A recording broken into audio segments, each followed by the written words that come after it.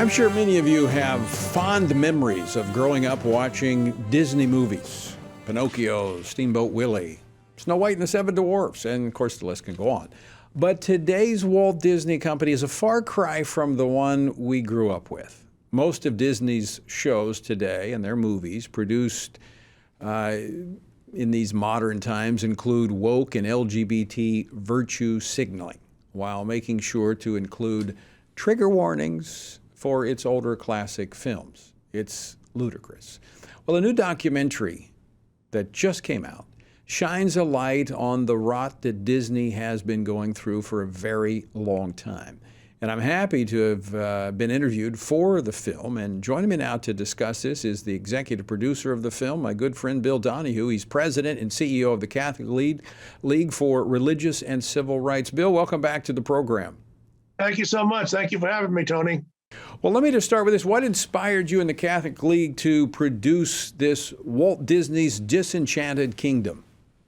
It goes back about a year ago when the whole country was talking about this attempt by Governor DeSantis from Florida to protect children by having a parental rights bill, because there are people there in the legislature, they wanted to have a situation where kids in kindergarten, age of 5, first grade, second grade, third grade, up to age 8, they wanted them to be introduced to matters sexual, which I call sexual engineering. They weren't just going to ask them about the birds and the bees, which is too early for that anyway. They were planting the idea in the kids' heads. The teacher was going to ask the kids, are you happy? Are you satisfied with being a boy or a girl? To think about that, because perhaps we can help you out in transitioning to the opposite sex. Now, Governor DeSantis did the right thing and said, no, we're not going to put up with this in the schools, and nobody should put up with it in any school. When Disney got involved, not on the side of the family on parental rights, but to submarine them, that's when I said enough is enough. And in fact, I'm proud to say that the first person I called in this country was you. And I asked Tony, what are we going to do about this? Why don't I ask Bob Chapek, who at that point was the CEO, will you sit down and talk with us? It was a very calm letter, was no incivility, no hyperbole, just very professionally. You listen to one side. Will you listen to our side? I'm a Catholic leader. Tony is an evangelical leader. We represent a good swath of the country. Well, they blew us off. And then we kicked around a number of ideas, and I think it was your idea. Why don't we consider even a documentary?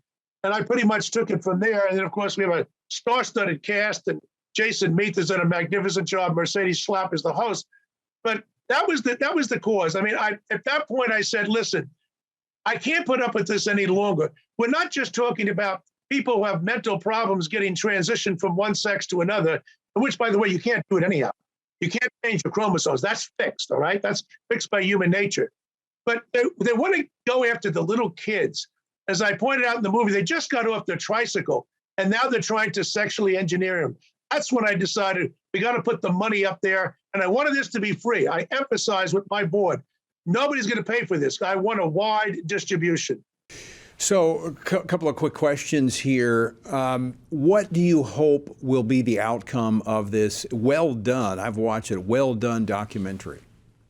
Well, number one, it's a cultural marker. I want to get the word out to disseminate it to Christians and indeed to observant Jews, Muslims, Mormons, people of no faith.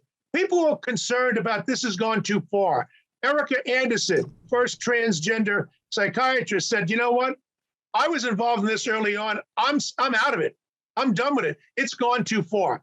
I also would like to persuade at least some of the shareholders and other people at Disney to say, wait a minute, maybe we have gone too far.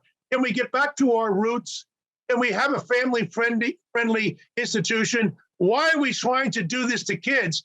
There are aspects of this movie, when the viewers take a look at it, it's about 50 minutes long, so give yourself about an hour.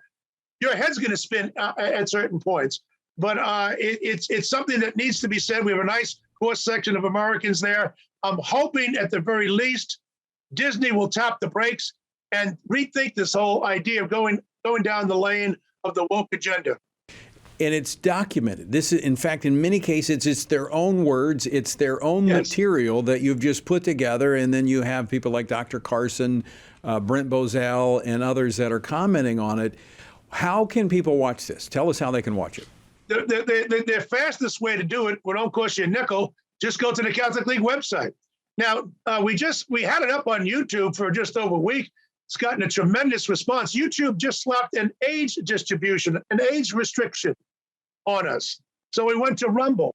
We're looking into what exactly is it. I looked at the 5 categories where they put a restriction on age on the movies. We didn't violate any of their tenets, which sound reasonable on the face of them.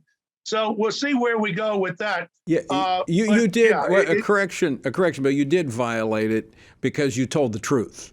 And you put the information out there. That violates the terms of the left these days when you tell the truth.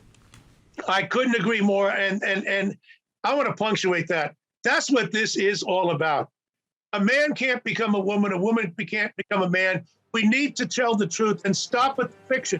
You know what's driving this idea here, Tony? And I'm sure you agree with me.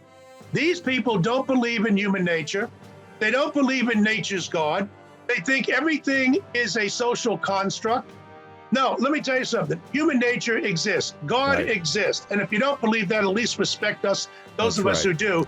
And there is such a thing as truth. And not everything is gender fluid. It's fixed. And that's what they're railing against. And that's what we're up against.